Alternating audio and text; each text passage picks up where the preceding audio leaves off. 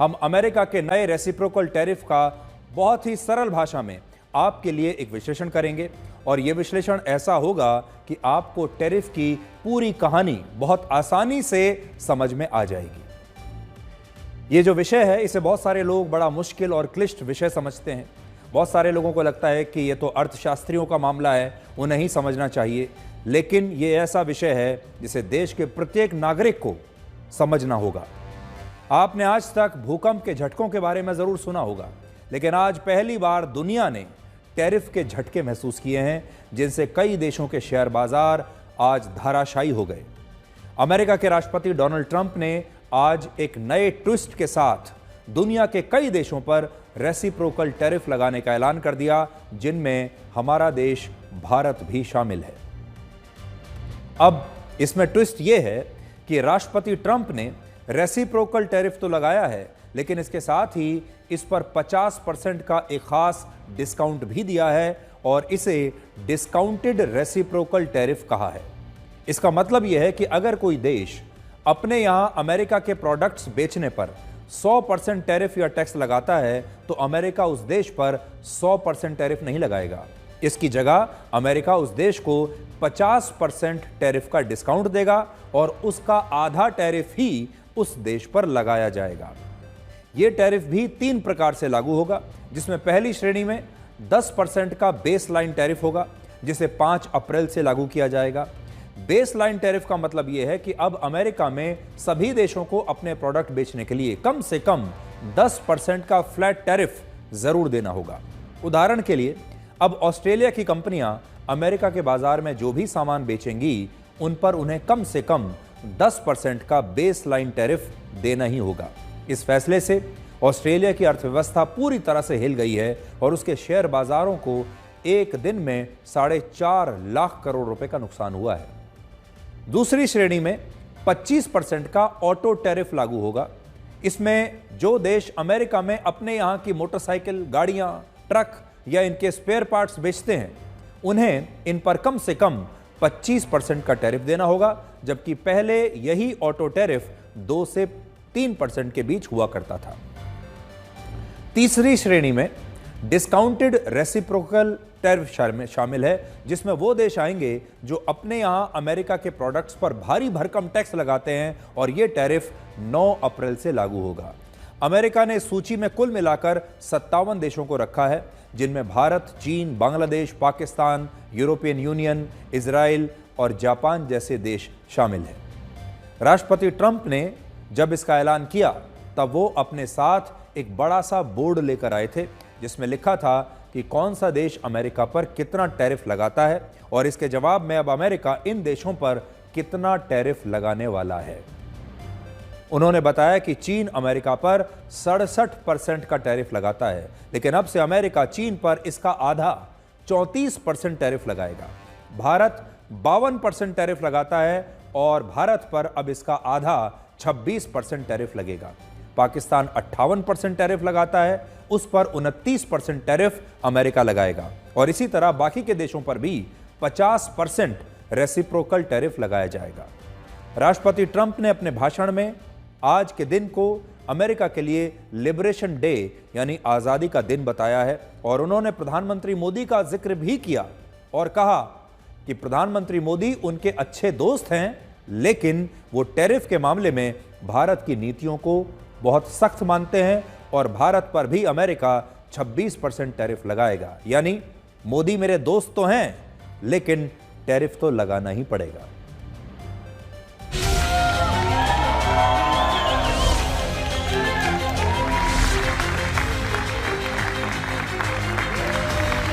My fellow Americans, this is Liberation Day, waiting for a long time. April 2nd, 2025 will forever be remembered as the day American industry was reborn, the day America's destiny was reclaimed, and the day that we began to make America wealthy again.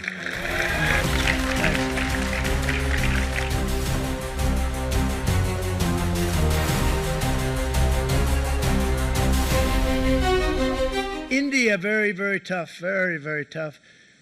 The Prime Minister just left, and he's a great friend of mine, but I said, you're a friend of mine, but you're not treating us right. They charge us 52%. You have to understand, we charge them almost nothing for years and years and decades. And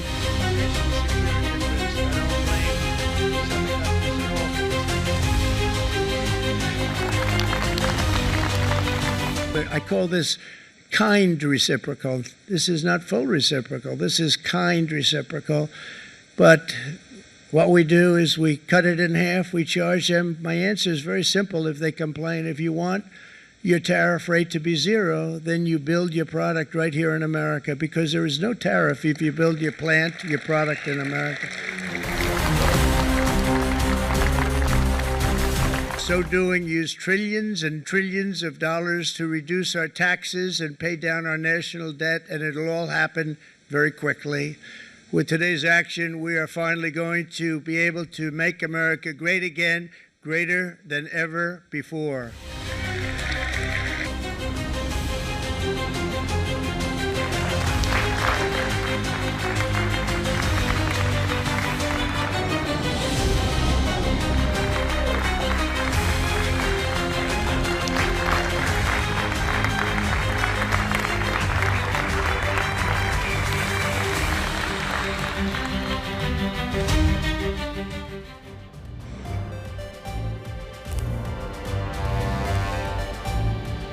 Left, and he's a great friend of mine, but I said, you're a friend of mine, but you're not treating us right. They charge us 52%. You have to understand, we charge them almost nothing for years and years and decades. And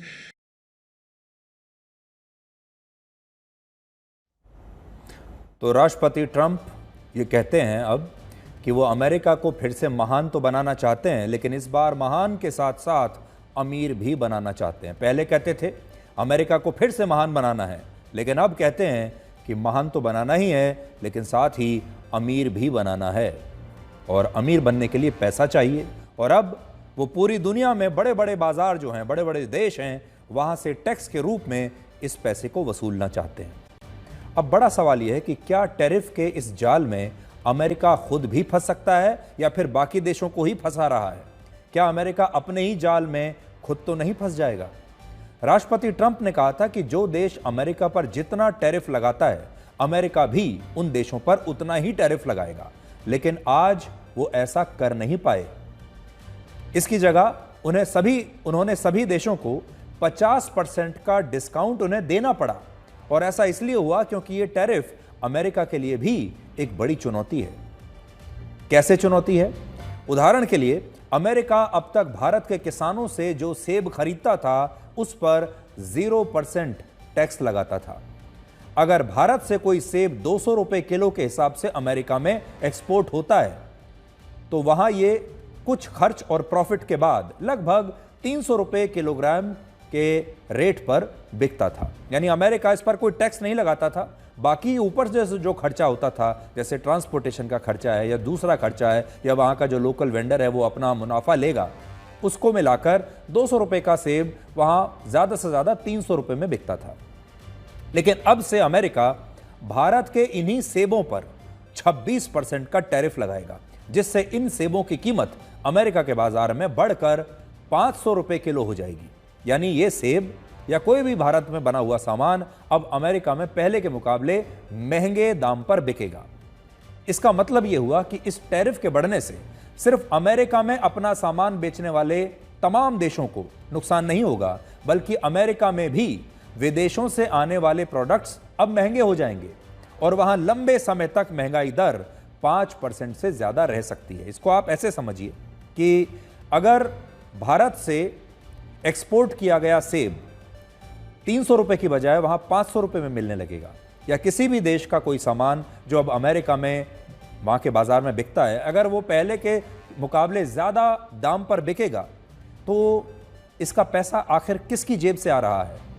इसका पैसा America में रहने वाले लोगों की जेब से आएगा, क्योंकि जो व्यक्ति पहले 300 रुपए का सेब खरीद रहा था, अब उसे उसी के लिए 500 रुपए देने पड़ेंगे।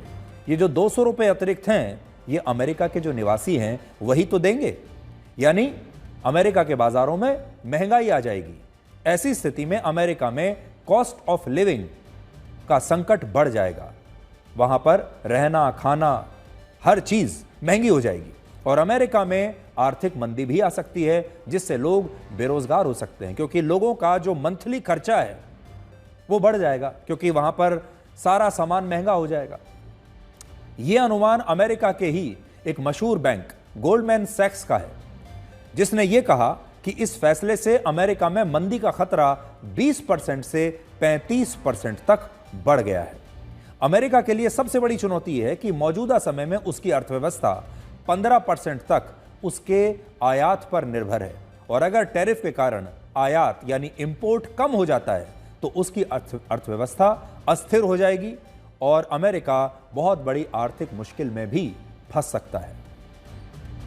इस बात को राष्ट्रपति ट्रंप भी जानते हैं और इसीलिए उन्होंने रेसिप्रोकल टैरिफ को लागू करते हुए इसमें चुपचाप 50% की छूट भी दे दी और ऐसा करके उन्होंने किसी देश पर एहसान नहीं किया है, बल्कि ये उनकी अपनी यानी अमेरिका की अपनी मजबूरी है। क्योंकि आप ये समझिए कि जैसे ही अमेरिका में ये सारा सामान महंगा होगा वहां पर कॉस्ट ऑफ लिविंग बढ़ जाएगी, लेकिन अमेरिका के जो लोगों की तनख्वाहें हैं वो तो वैसी नहीं बढ़ रही, वो तो उतनी ही हैं। इस बात को आप भारत के ही एक और उदाहरण से समझिए। राष्ट्रपति ट्रंप ने कहा है कि वो भारत पर 26% टैरिफ लगाएंगे, लेकिन उन्होंने इसमें भारत से आने वाली दवाइयों, फार्मास्यूटिकल प्रोडक्ट्स, सेमीकंडक्टर चिप्स, तांबे, सोने और ऐसे एनर्जी रिसोर्सेज और मिनरल्स पर 0% टैरिफ जारी रखने का ऐलान किया है जो अमेरिका में इस समय नहीं है, वहां नहीं बनते।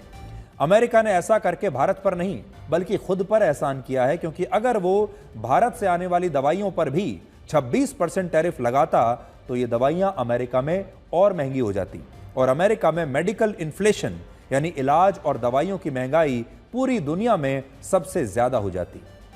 वहां लोगों को अब दवाइयों के लिए ज्यादा पैसा देना पड़ता। यहां आपको यह भी समझना चाहिए कि राष्ट्रपति ट्रंप टैरिफ पर आखिर इतना जोर दे क्यों रहे हैं। क्या यह टैरिफ लगाना जरूरी था? अमेरिका अब तक अपने व्यापार घाटे पर ज्यादा ध्यान नहीं देता था और उसकी सोच यही थी कि वो तेल और हथियार बेचकर दुनिया भर में अपने व्यापार घाटे को कम कर लेगा या कम से कम बराबरी पर ले आएगा। लेकिन अब पिछले कुछ वर्षों से अमेरिका दुनिया को ना तो ज्यादा हथियार बेच पा रहा है और ना ही ज्यादा तेल और गैस बेच पा रहा है, जिसके कारण उसका व्यापार घाटा बढ़ता जा रहा है और इस घाटे को ही कम करने के लिए राष्ट्रपति ट्रंप अब रेसिप्रोकल टैरिफ की ये नई नीति लेकर आए हैं, नया आइडिया लेकर आए हैं। भारत ने भी इस साल अमेरिका से तेल की खरीद को 67% तक बढ़ा दिया, लेकिन इससे अमेरिका के घाटे में ज्यादा अंतर नहीं आया, जिसके बाद राष्ट्रपति ट्रंप ने भारत पर भी रेसिप्रोकल टैरिफ लगा दिया। भारत की शुरुआत में सोच ये थी कि अमेरिका को क्या चाहिए, पैसा ही तो चाहिए। तो भारत ने शायद ये कोशिश की पहले कि आप ये टैरिफ मत लगाइए, हम आपको किसी दूसरे रूप में पैसा दे देते हैं। हम आपसे तेल खरीद लेंगे, हम आपसे हथियार खरीद लेंगे, आपका जेट इंजन खरीद लेंगे और बाकी का सामान खरीद लेंगे। आपको पैसे से मतलब है, ये पैसा चाहे टैरिफ के रूप में आए या किसी और सौदे के रूप में आए, तो हम आपको वो पैसा दे देंगे, लेकिन आप टैरिफ मत लगाइए। शुरू में भारत ने कोशिश की और इसीलिए भारत ने अमेरिका से तेल खरीदना शुरू कर दिया और अमेरिका से खरीदे जाने वाले तेल में उन्होंने वृद्धि कर दी, लेकिन फिर भी अमेरिका माना नहीं। अमेरिका का मानना है कि उसके ज्यादा टैरिफ लगाने से अगर दुनिया के आधे देश भी अपने यहां लगने वाले टैरिफ को कम कर लेते हैं तो इससे अमेरिका की कंपनियों का सामान इन देशों में सस्ता हो जाएगा और अमेरिका का इन देशों में निर्यात बढ़ जाएगा। तो आप इसको ऐसे समझिए कि अमेरिका अपने यहां इंपोर्ट कम करना चाहता है और एक्सपोर्ट ज्यादा करना चाहता है। वो चाहता है कि उसका जो सामान है वो ज्यादा से ज्यादा देशों में सस्ते दामों पर बिके और अमेरिका दूसरे देशों से अपने इंपोर्ट को कम कर सके। उदाहरण के लिए भारत अमेरिका की गाड़ियों पर 70% टैरिफ लगाता है, जिसकी वजह से अमेरिका में बनने वाली 40 लाख की एक गाड़ी भारत में आकर 68 लाख रुपए की हो जाती है। अब सोचिए 40 लाख रुपए की गाड़ी को 68 या 70 लाख रुपए में भारत में कौन खरीदेगा। और इसीलिए भारत में अमेरिका की गाड़ियां बिकती ही नहीं है, आपने देखा होगा।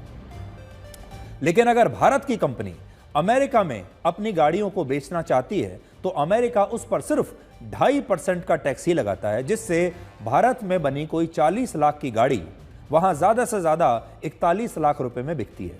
और इससे अमेरिका में भारत की गाड़ियां और दूसरा सामान सस्ते दामों पर बिकता है, लेकिन अमेरिका का बना हुआ सामान भारत में महंगे दामों पर मिलता है। इससे अमेरिका के प्रोडक्ट्स टैरिफ की वजह से यहां हमारे भारत के बाजारों में महंगे हो जाते हैं और इस महंगे होने के कारण भारत में उन्हें कोई खरीदता नहीं। लेकिन भारत के जो प्रोडक्ट्स हैं वो अमेरिका में सस्ते मिलते हैं और सस्ते होने के कारण वो अमेरिका में ज़्यादा बिकते हैं और भारत को अमेरिका से व्यापार में ज़बरदस्त फायदा इस समय होता है। अब देखिए, भारत ऐसा क्यों करता है कि वो अमेरिका से आने वाले सामान पर टैक्स लगा देता है? वो इसलिए करता है क्योंकि भारत को अपने यहाँ हमारी जो देसी कंपनियां हैं, हमारी जो भारतीय कंपनियां हैं, उनको भी बचा कर रखना है। भारत चाहता है कि वो पहले अपनी कंपनियों को प्रमोट करे, इसीलिए विदेशों से आने वाले सामान को महंगा कर देता है और भारत में बने सामान को सस्ते दाम पर भारत में बेचा जाता है, ताकि भारत के लोग भारत के ही सामान को खरीदें और हम अपनी कंपनियों को प्रमोट करें।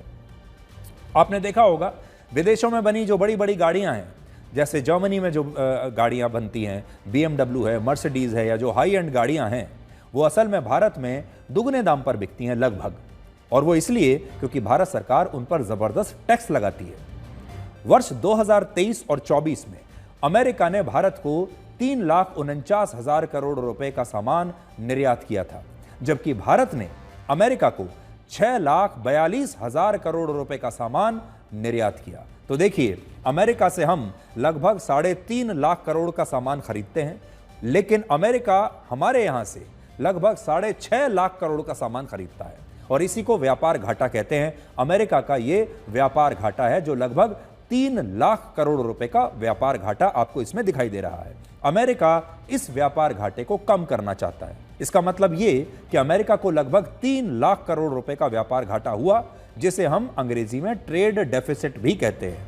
हालांकि ये घाटा चीन के मुकाबले कुछ भी नहीं है। अमेरिका को चीन से हर साल 26 लाख करोड़ रुपए का व्यापार घाटा होता है। यानी देखिए, भारत से तो सिर्फ 3 लाख करोड़ का व्यापार घाटा हो रहा है, लेकिन चीन से इससे कहीं ज्यादा व्यापार घाटा होता है और पूरी दुनिया से अमेरिका को 80 लाख करोड़ रुपए का व्यापार घाटा होता है, जिसे अब वो कम करना चाहता है। और इसी वजह से राष्ट्रपति ट्रंप ये नया आइडिया लेकर आए हैं रेसिप्रोकल टैरिफ का। अब आप ये देखिए कि इस फैसले से भारत के किस किस सेक्टर को कितना नुकसान होगा और कितने लोगों की नौकरियां खतरे में आ जाएंगी। आप सब ये शायद सोचते होंगे कि ये सारी जो बातें हैं ये तो अर्थव्यवस्था की बातें हैं, गणित के एक मुश्किल सवाल की तरह हैं, जैसे देखते ही आदमी को बुखार चढ़ जाए, लोग समझना नहीं चाहते। लेकिन हम सरल भाषा में आपको ये बात समझा रहे हैं। ये सिर्फ अर्थशास्त्रियों की नहीं, इससे आपके जीवन पर भी असर पड़ेगा। अच्छा असर भी पड़ सकता है, बुरा भी पड़ सकता है। भारत अमेरिका को हर साल 1,22,000 करोड़ रुपए के स्मार्टफोन, सर्किट बोर्ड्स और दूसरा इलेक्ट्रॉनिक सामान निर्यात करता है, एक्सपोर्ट करता है, बेचता है, जिस पर अमेरिका 0 से 2.5% का बहुत ही मामूली सा टैरिफ लगाता है। और भारत में बने स्मार्टफोन्स और इलेक्ट्रॉनिक आइटम्स अमेरिका में बहुत ही सस्ते बिकते हैं, क्योंकि अमेरिका उन पर बहुत मामूली टैक्स लगा रहा है। लेकिन अब इसी सामान पर अमेरिका 26% टैरिफ लगाने लगेगा, जिसकी वजह से हमारा जो ये निर्यात है ये कम हो सकता है, क्योंकि इतने महंगे दाम पर भारत में बना ये सामान अमेरिका में लोग खरीदेंगे नहीं, ऑर्डर नहीं मिलेंगे और इस प्रकार से भारत की जो कंपनियां हैं वो अमेरिका में सामान बेचना कम कर देंगी या बंद कर देंगी, क्योंकि अमेरिका में जब सामान बिकेगा ही नहीं तो भारत की कंपनियां निर्यात कैसे करेंगी। और भारत में तमिलनाडु और कर्नाटक की कंपनियों को इससे बहुत नुकसान हो सकता है। ये वो कंपनियां हैं जो इस प्रकार के प्रोडक्ट्स का उत्पादन करती हैं और इन कंपनियों में बड़ी संख्या में कर्मचारियों की अब छटनी भी हो सकती है, नौकरी जा सकती है या फिर उनकी सैलरीज कम हो सकती है, क्योंकि इन कंपनियों के जो ऑर्डर्स हैं, यानी जो इनकी मांग है अमेरिका में, वो बहुत कम हो जाएगी। जब मांग कम हो जाएगी तो सामान भी कम बनाएंगे, सामान कम अगर बनाएंगे और बिक्री कम होगी तो जाहिर है इन्हें कॉस्ट कटिंग करनी पड़ेगी और अपने कर्मचारियों को नौकरी से निकालना पड़ेगा, ये कहते हुए कि भाई अब हमें इतने सामान बेचने की ज़रूरत ही नहीं है, तो आप अपने घर जाइए। सबसे बड़ी बात यह है कि अमेरिका की कंपनी, बहुत बड़ी कंपनी एप्पल, आपने नाम सुना होगा, जो आईफोन बनाती है। एप्पल खुद भारत और चीन में बने आईफोन्स बेचती है दुनिया भर के बाजारों में, एप्पल जो है उसकी फैक्ट्री भारत में भी है और चीन में भी है। आज आईफोन भारत में भी बनता है और चीन में भी बनता है, लेकिन अब भारत पर 26% और चीन पर 34% टैरिफ लगने से एप्पल का यही आईफोन अमेरिका में बहुत महंगा हो जाएगा और इसकी वजह से आज अमेरिका में एप्पल के शेयर्स 7% गिर गए। अब आप सोचिए, भारत में बना हुआ एप्पल का कोई आईफोन जब अमेरिका में वापस बिकने के लिए जाएगा तो उस पर 26% टैक्स लगेगा। चीन में बना हुआ कोई एप्पल का आईफोन जब वापस अमेरिका में बिकेगा तो उस पर 34% टैक्स लगेगा। अगर 1 लाख रुपए का आईफोन है तो चीन में बना हुआ आईफोन 1,34,000 रुपए का हो जाएगा और भारत में बना हुआ आईफोन 1 लाख की बजाय 1,26,000 रुपए में बिकेगा। अमेरिका को भारत 78,000 करोड़ रुपए की गोल्ड ज्वेलरी, पॉलिश्ड डायमंड्स और हाथ से बने आभूषण निर्यात करता है, लेकिन अब इन पर भी 26% टैरिफ लगने से अमेरिका में ये सारे आभूषण और ये सारी ज्वेलरी, जेम्स, ये सब महंगे हो जाएंगे, जो कीमती पत्थर हम वहां पर बेचते हैं। और अगर इस सेक्टर में भारत का निर्यात कम होता है तो इससे पैसे का नुकसान तो होगा ही, साथ ही सूरत और महाराष्ट्र की जो कंपनियां इन चीज़ों को निर्यात करती हैं उन्हें भी बहुत सारे लोगों को अब नौकरियों से निकालना पड़ेगा या फिर उनकी तनख्वाहों को कम करना पड़ेगा, जो इस प्रकार के आभूषणों को अमेरिका निर्यात करते हैं। इस फैसले से भारत के किसान भी बहुत प्रभावित होंगे, क्योंकि भारत के किसान हर साल 50,000 करोड़ रुपए की सब्जियां, फल, अनाज और चावल अमेरिका को निर्यात करते हैं और इस समय अमेरिका इन पर ज्यादा से ज्यादा सिर्फ 3% का टैक्स लगाता है। यानी 100 रुपए का चावल अगर भारत से अमेरिका जाता है तो वो वहां 103 रुपए में बिकेगा ये टैक्स लगाकर। लेकिन अब से भारत के किसानों के चावल, अनाज और दूसरे सामानों पर 26% का टैरिफ लगेगा, जिससे इस निर्यात में भी कमी आ सकती है, क्योंकि अब ये सारा सामान, खाने पीने का जो सामान है, फल हैं, सब्जियां हैं, अनाज है भारत का, ये वहां पर महंगा हो जाएगा और भारत के किसानों को इससे जबरदस्त नुकसान हो सकता है। अमेरिका की नाराजगी इसलिए भी है क्योंकि अमेरिका के चावल पर भारत 80% टैरिफ लगाता है, लेकिन भारत के चावल पर अमेरिका सिर्फ 2.7% टैरिफ लगाता है। तो अमेरिका का अगर चावल, कोई 100 रुपए का चावल अगर भारत में आता है तो टैक्स लगाकर वो 180 रुपए का हो जाता है। भारत अगर 100 रुपए का चावल बेचता है अमेरिका में तो वो सिर्फ 103 रुपए का बिकता है। तो इतना फर्क है और इसीलिए हमारे देश के जो लोग हैं वो कभी भी इतने महंगे दाम पर अमेरिका का चावल या अमेरिका का अनाज नहीं खरीदेंगे, वो अपने देश का अनाज ही खरीदेंगे क्योंकि सस्ता है। और इसीलिए आप में से ज्यादातर लोग ना तो अमेरिका से आने वाले फलों को खरीदते हैं, ना सब्जियों को खरीदते हैं, ना अनाज को खरीदते हैं, ना वहाँ के बादाम और अखरोट को खरीदते हैं। हमारे किसानों के सामने सबसे बड़ी चुनौती है कि भारत में फसलों की औसत पैदावार दुनिया के कई देशों की औसत पैदावार से बहुत कम है। आज भी हमारे किसान दुनिया भर के किसानों से पैदावार के मामले में बहुत पीछे हैं। अमेरिका के बाद भारत में सबसे ज्यादा खेती की जमीन है, लेकिन फसल उत्पादन अमेरिका से 4 गुना कम है और चीन भारत से कम जमीन पर खेती करता है लेकिन हमसे कहीं ज्यादा फसल उगाता है। भारत के किसानों के पास 1.08 हेक्टेयर का लैंड होल्डिंग साइज है औसतन, जबकि चीन के पास सिर्फ औसतन 0.67 हेक्टेयर का लैंड होल्डिंग साइज है। फिर भी चीन का कृषि उत्पादन भारत के किसानों से 3 गुना ज्यादा है। यानी उतने ही हिस्से पर अगर भारत के किसान खेती करते हैं, अमेरिका के किसान खेती करते हैं और चीन के किसान खेती करते हैं समान हिस्से पर, तो चीन के किसान और अमेरिका के किसान उसी जमीन के हिस्से पर कहीं ज्यादा पैदावार करते हैं और हमारे किसान उससे बहुत कम पैदावार कर पाते हैं। ऐसा इसलिए क्योंकि चीन रिसर्च और डेवलपमेंट पर ज्यादा खर्च करता है और वहाँ की खेती में विविधता है, वहाँ पर टेक्नोलॉजी का भी बहुत इस्तेमाल होता है और वहाँ के किसान जो हैं वो बहुत विविधता के साथ, दिमाग लगाकर, टेक्नोलॉजी के साथ तब अपना अनाज उगाते हैं। लेकिन भारत में ऐसा नहीं है और आज भी पंजाब और हरियाणा जैसे राज्यों में बहुत सारे किसान सिर्फ एमएसपी के लिए गेहूं और धान की खेती करते चले जाते हैं, इसके अलावा कुछ और उगाना नहीं चाहते क्योंकि उन्हें एमएसपी चाहिए। जबकि अगर यही किसान दाल की खेती करना शुरू कर दें, कोई और सब्जियां उगाना शुरू कर दें, तो ये कहीं ज्यादा पैसा कमा सकते हैं और उनकी प्रति एकड़ फसल की पैदावार आज के मुकाबले बहुत बढ़ सकती है। लेकिन हमारे किसान सिर्फ वही पैदावार करना चाहते हैं, वही अनाज उगाना चाहते हैं जिन पर उन्हें एमएसपी मिलता है। इसलिए जब भारत के कृषि बाजार में अमेरिका की एंट्री होगी और अमेरिका का चावल, अमेरिका के सेब, अमेरिका की दूसरी सब्जियां भारत की सब्जियों और फलों के दाम पर ही भारत में मिलने लगेंगे, तो लोग किस देश के किसानों का सामान पहले खरीदेंगे? आप खुद सोचिए। अगर आपको अमेरिका का सेब और भारत का सेब एक ही दाम पर मिलने लगे तो आप किसे खरीदेंगे? और ये तब होगा कि अगर भारत ने भी दबाव में आकर इस टैरिफ को कम कर दिया, तब अमेरिका का सामान भी भारत में सस्ता हो जाएगा। इसे आप ये समझ सकते हैं इससे कि इस फैसले से भारत की कंपनियों की चुनौती और उनका कंपटीशन बहुत बढ़ने वाला है। इस समय भारत के लोग अमेरिका की कंपनियों का सामान इसलिए नहीं खरीद पाते क्योंकि यह सामान बहुत महंगा होता है और इस पर भारत सरकार 50 से 75% का टैरिफ लगाती है।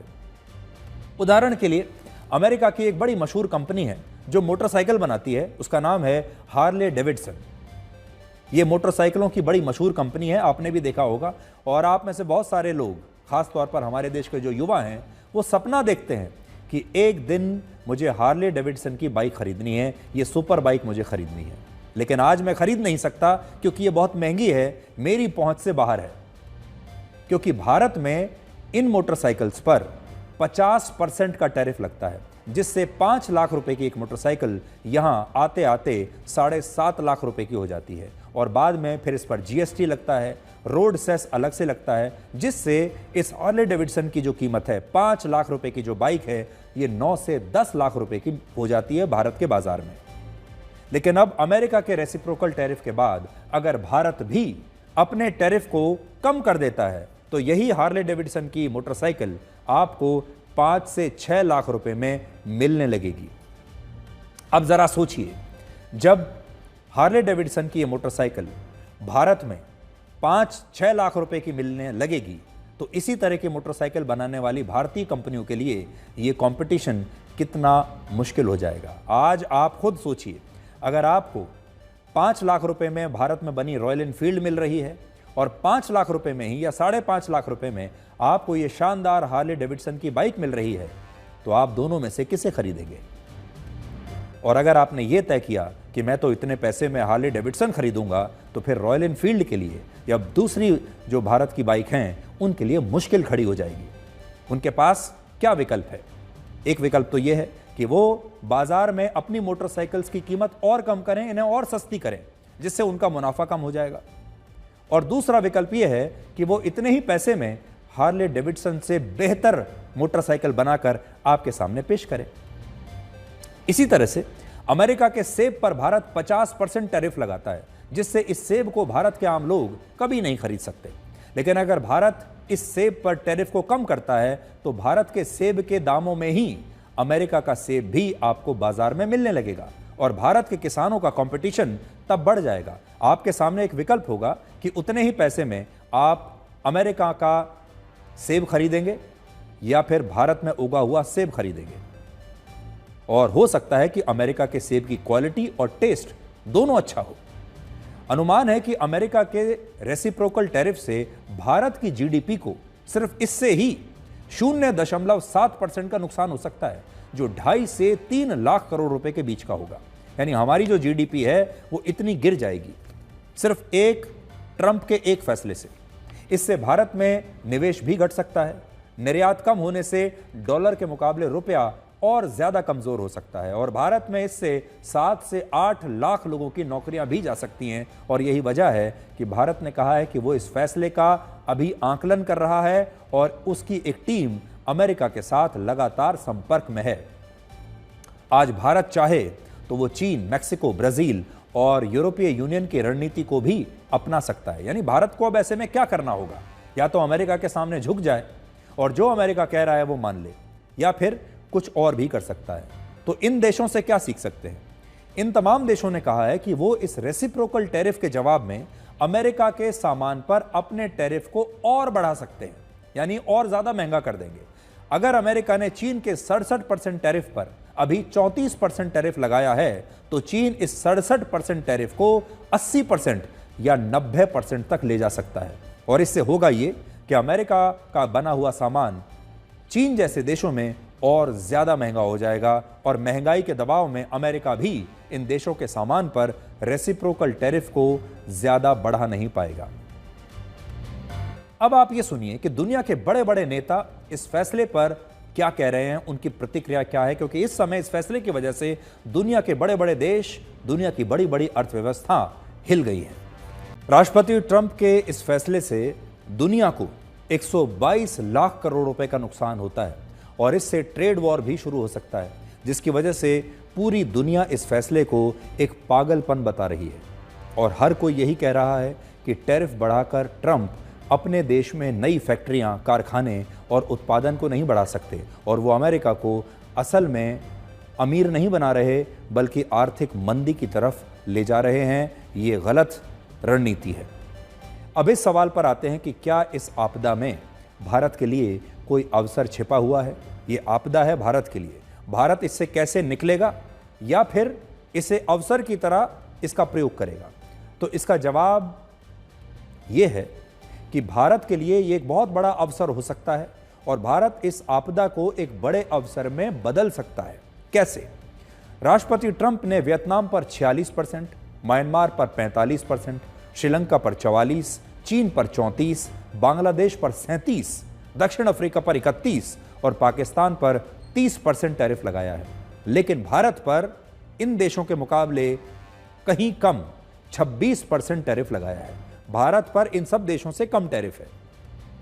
इसका मतलब यह है कि टैरिफ लगने के बाद इन सभी देशों के मुकाबले भारत के इलेक्ट्रॉनिक आइटम्स, स्मार्टफोन्स, कपड़ा और दूसरा सामान अमेरिका के बाजार में तब भी इन देशों के मुकाबले सस्ता होगा और भारत चाहे तो इसका फायदा उठा सकता है, क्योंकि अमेरिका ने भारत पर इन देशों के मुकाबले अब भी कम टैरिफ लगाया है। हो सकता है कि ये दोस्ती की वजह से किया हो या कोई और कारण हो।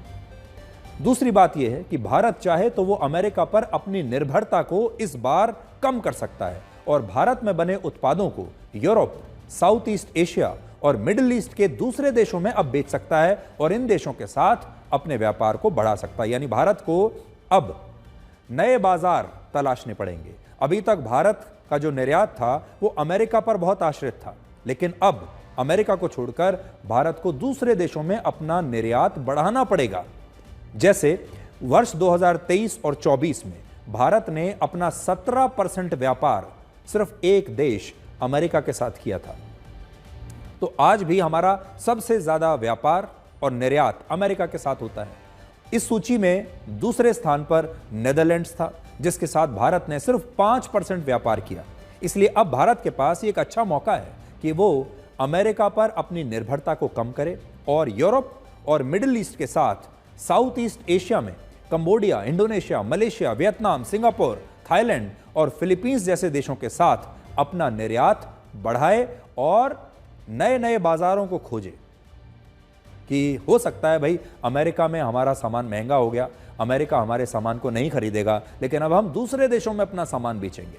इसके अलावा अमेरिका ने भारत की दवाइयों और फार्मास्यूटिकल प्रोडक्ट्स को इस टैरिफ से बाहर रखा है, उन्हें छूट दे दी है और भारत चाहे तो वो इसका भी फायदा उठाकर इस क्षेत्र में अपने निर्यात को और बढ़ा सकता है।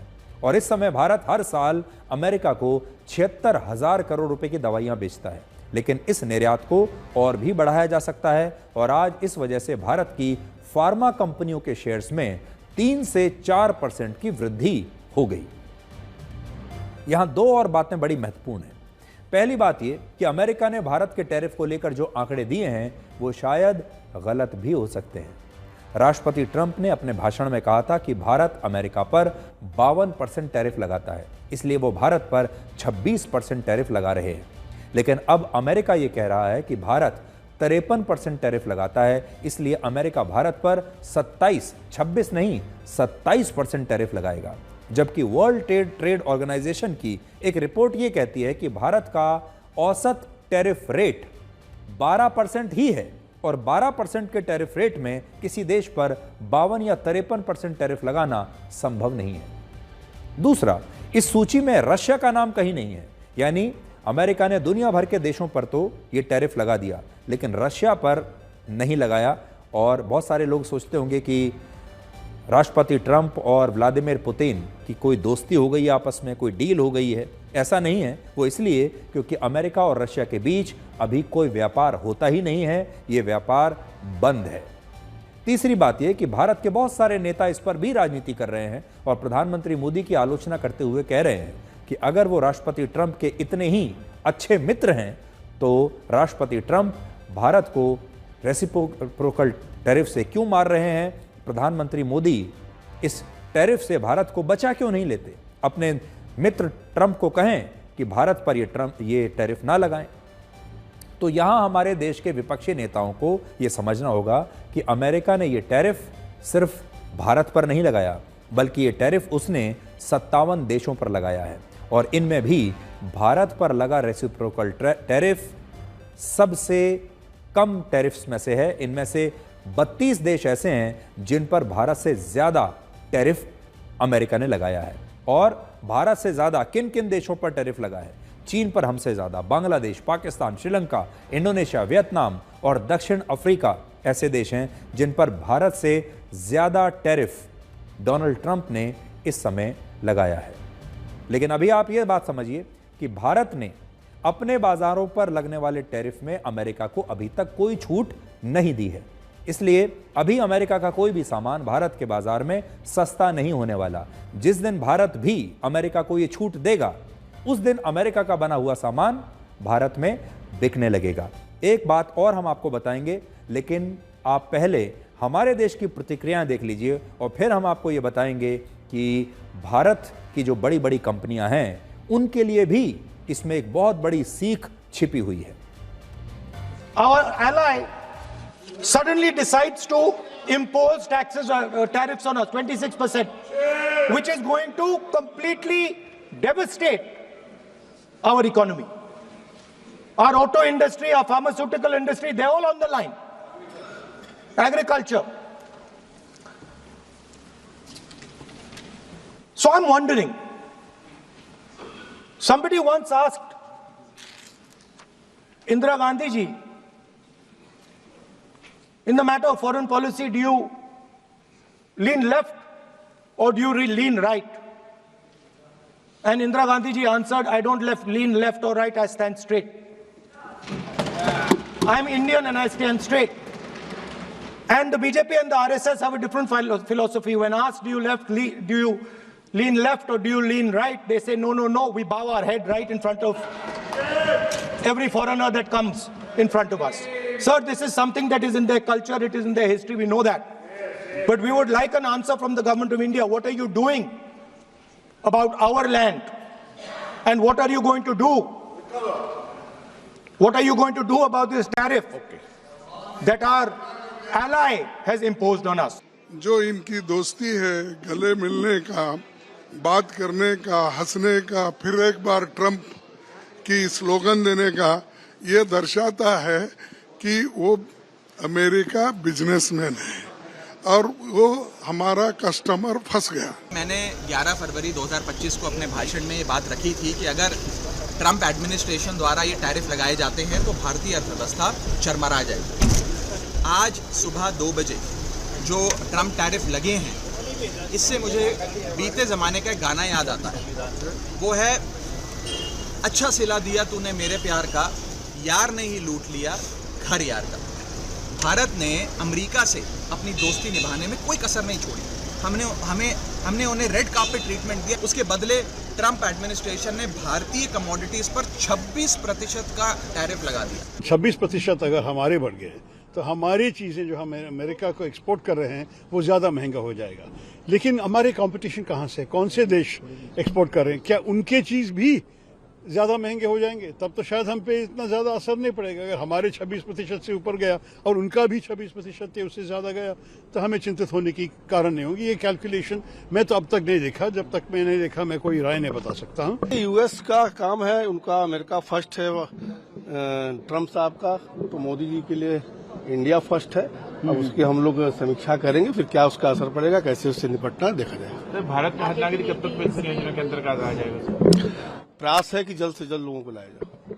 और सर आगे की रणनीति गवर्नमेंट की क्या होगी? अब जरा टैरिफ देखा जाए, उसको फिर विचार किया जाए, फिर देखा जाएगा क्या करना होगा। टैरिफ लगाना अभी जब से प्रेसिडेंट ट्रंप आए हैं तो उनकी एक यूनिवर्सल पॉलिसी है। निश्चित रूप से हमारी सरकार इसके इम्प्लीकेशंस को ध्यान में रखेगी और कोई ना कोई कदम उठाए जाएंगे। अमेरिका के साथ हमारे बाइलेटरल ट्रेड की बात भी चल रही है, तो मुझे लगता है कि कुल मिलाकर के जो भी टैरिफ उन्होंने लगाया है वो किस पर्सपेक्टिव में लगाया, हमारी सरकार निश्चित रूप से इस पर विचार कर रही होगी और ट्रंप एडमिनिस्ट्रेशन के साथ बातचीत करके इसका मिनिमल इफ़ेक्ट कैसे पड़ सकता है भारत और अमेरिका के व्यापारिक रिश्तों के बीच में, वो चीज़ें तय की जाएंगी। ट्रंप के इस फैसले ने दुनिया भर के शेयर बाजारों को हिला कर रख दिया है। आज वियतनाम के शेयर बाजार में 6.5%, अमेरिका के शेयर बाजार में 3.5%, फ्रांस और जापान में भी 3%, जर्मनी में लगभग 2.5% और भारत के शेयर बाजार में इसका थोड़ा कम असर हुआ, सिर्फ 0.4% की गिरावट आई। और अगर आप देखेंगे तो भारत के शेयर बाजार में पूरे दुनिया के शेयर बाजार के मुकाबले सबसे कम गिरावट आई है। तो इसका कारण यह है कि निवेशकों को भरोसा है कि इस टैरिफ से भारत की अर्थव्यवस्था और कंपनियां ज़्यादा प्रभावित नहीं होंगी और भारत बहुत जल्द अमेरिका के साथ कोई ना कोई नया रास्ता निकाल लेगा, जिसमें एक रास्ता दोनों देशों के बीच फ्री ट्रेड एग्रीमेंट का भी हो सकता है, जिसमें दोनों देशों के बीच अब बिना टैरिफ के व्यापार होगा। मतलब ना भारत अमेरिका पर टैरिफ लगाएगा, ना अमेरिका भारत पर टैरिफ लगाएगा। और भारत इस दौरान बाकी देशों के साथ भी फ्री ट्रेड एग्रीमेंट करने की कोशिश कर रहा है। अगर जो दुनिया की बड़ी बड़ी दूसरी अर्थव्यवस्थाएं हैं, बाजार हैं, अगर उनके साथ भारत का फ्री ट्रेड एग्रीमेंट हो जाता है तब भी भारत को इससे फ़ायदा होगा और ये इस पूरे मामले में से बचने का एक तरीका हो सकता है भारत के लिए। आज बहुत सारे लोग ये भी कह रहे हैं कि राष्ट्रपति ट्रंप ने चुनाव में जितने भी वादे किए थे उन्होंने इन वादों को अपने कार्यकाल के पहले 2 महीने में ही पूरा कर दिया है और असल में एक नेता को ऐसा ही होना चाहिए। उन्होंने 5 साल का इंतजार नहीं किया, सारे वादे 2 महीने के अंदर पूरे कर दिए। हालांकि कुछ लोग ये भी कहते हैं कि राष्ट्रपति ट्रंप के इस फैसले से दुनिया में टैरिफ वॉर और ट्रेड वॉर भी शुरू हो सकता है। वर्ष 1914 में पहला विश्व युद्ध विचारधारा और विस्तारवाद को लेकर हुआ था। वर्ष 1939 में दूसरा विश्व युद्ध जमीन को लेकर हुआ था और अब तीसरा विश्व युद्ध शायद व्यापार और पैसे को लेकर होगा, क्योंकि पैसे से बड़ा इस पूरी दुनिया में कोई धर्म नहीं होता। हर देश को पैसा चाहिए। एक और बात वो ये है कि भारत के चाहे किसान हो या भारत के उद्योगपति हों, भारत की बड़ी बड़ी कंपनियां हों, इस पूरे मामले में उनके लिए सीख ये है कि अब भारत के जो निर्माता हैं, भारत की जो फैक्ट्रियां हैं, उन्हें भी अपने सामान में इम्प्रूवमेंट करनी पड़ेगी। उन्हें अपना सामान वर्ल्ड क्लास बनाना पड़ेगा ताकि वो अमेरिका के सामान के साथ भी compete कर सके। उन्हें अभी आपने देखा होगा हमारी देश की बहुत बड़ी कंपनियां, बहुत सारी कंपनियां ऐसी हैं जो ज़्यादा मुनाफा कमाने के लिए घटिया सामान बनाती हैं। और आज भी अगर आप देखेंगे, चाहे दूध ले लीजिए, मक्खन ले लीजिए, अगर आपको शैम्पू लेना है तो आपको आज भी ऐसा लगता है कि विदेश में बना शैम्पू हमारे यहाँ के शैम्पू से अच्छा क्यों होता है। हमारे यहाँ के इलेक्ट्रॉनिक आइटम्स विदेशों में बने इलेक्ट्रॉनिक आइटम्स से कमतर क्यों दिखाई देते हैं। हमारे यहाँ की फल सब्जियाँ विदेशों की फल सब्जियों से कम आकर्षक क्यों दिखती हैं। ये आज हमारे लिए भी एक सोचने का विषय है।